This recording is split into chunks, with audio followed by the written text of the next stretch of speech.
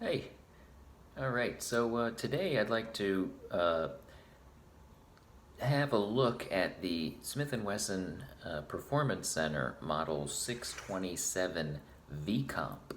It's quite a special and unique firearm offered by the Performance Center, and due to the fact that I had a very hard time finding a lot of content on the internet regarding this model. Figured I would make a quick illustration of what we've got here today for anyone else interested. Again, it's the 627 V-Comp by the Performance Center. This is an N-frame 357 Magnum. It has a lot of unique features worth mentioning. It is a beautiful firearm, clearly, and it is a pretty hefty one at that. It weighs in around 48 ounces empty, and mine today is empty. It is, I think one of the cool features about it is that it is an 8-round capacity cylinder. So you can fit 8 full house 357 rounds in this firearm, and you really pack in some heat. It is unique in several different senses. One, the full underlug and barrel is one piece slab, looking almost like a semi-automatic, at least on this front end. But clearly it's a revolver on the back end.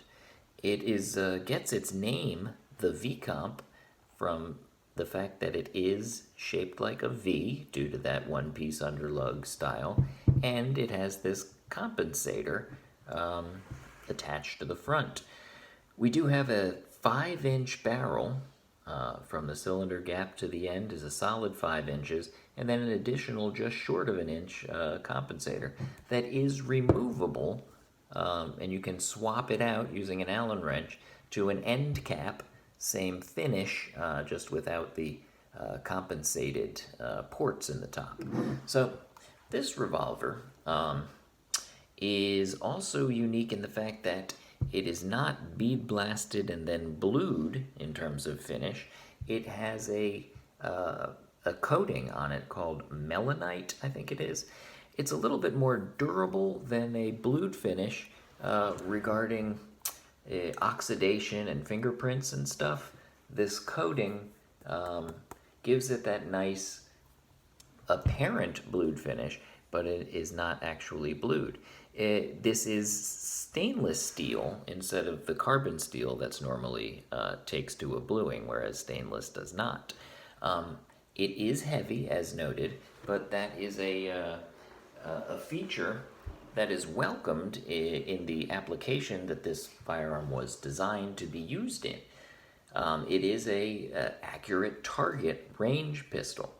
Now, not to say that it's not valuable for home defense. Clearly it is, with 8 357 rounds in it and a full 5-inch barrel to get your maximum velocity out of whatever round you decide to load up.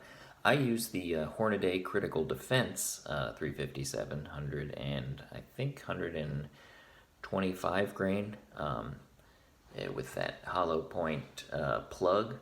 Very, very effective, and they do come out of this firearm at about 1,400 feet per second. This firearm does have a few other nice amenities that we find with the Performance Center.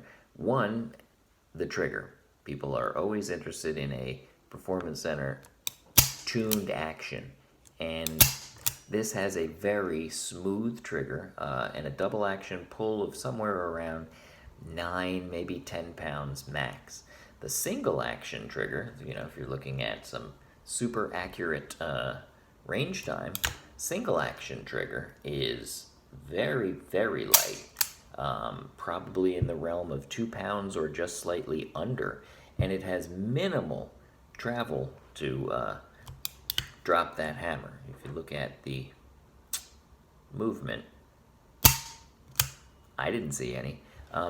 It also comes equipped with a adjustable trigger stop, over travel little post, and that is adjustable with an Allen wrench. The finish on the stainless cylinder is bead blasted along with the compensator. It has chromed out hammer as well as a chrome trigger and a stainless cylinder release. It is a round butt frame, as most new production Smith & Wesson revolvers are round butt, but it comes from the factory with the Hogue conversion grips for converting from round to square, and nice finger grooves. These are the type of grips that I use for all of my Smith & Wesson revolvers. So in my case, you know, it's an absolute perfect marriage between the grip and the large frame. It does, as stated, have some good heft to it, but that allows for some real nice, steady, on-point target acquisition. The sights are like your normal Smith & Wesson, adjustable for both elevation and windage here in the rear sight, and the front sight is a little unique in that it is a dovetail sight. Instead of being pinned like most of the Smith & Wesson front sights are, this is a dovetail, so it does allow you to drift it for windage fine-tuning. It serves really no purpose to drift your front sight when your rear sights are fully adjustable. So, you know, neat feature, but I'm personally not going to take advantage of that one. What another really neat feature about this is it's a relatively new production. This is the Dash 5 iteration, 5th generation, and it locks up here with the ball detent in the front of the crane, locks up with the frame nice and tight. No longer uses the detent lockup that we see with many of the older Smith & Wesson models. It does not lock up in the lug, it locks up right to the frame at the crane. Nice tight lockup, and when you check for any wiggle on each cylinder, it is there is zero movement. It's got a nice tight cylinder gap, so you don't lose really a whole lot of pressure out the sides. And a neat feature offered by this cylinder is that it is cut for moon clips. Now, some people love moon clips, some people hate them. I'm in the I hate moon clips fan club. But that's okay. With this cylinder cut for moon clips, it does work just fine without moon clips. You can individually load, and the ejector star will effectively remove any of the spent casings. Now, with some Smith & Wessons, the 586 L-Comp, for example, that one's cut with for moon clips, and they will eject just fine without moon clips, but the accuracy suffers just a little bit with the 586 L-Comp if you're not using moon clips, because the shells can wiggle around just a little bit because the entirety of the rim is not supported.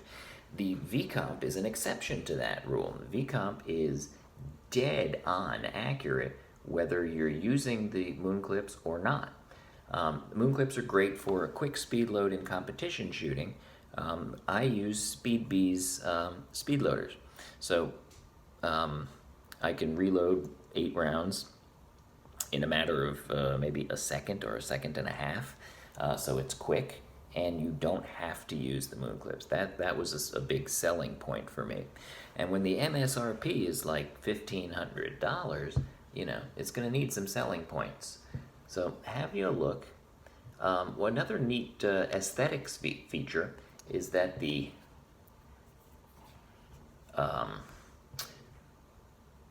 ejector rod is visible all the way through on both sides. That's kind of neat. It looks pretty cool. And your ejector rod is still clearly fully protected. So it's just a nice firearm.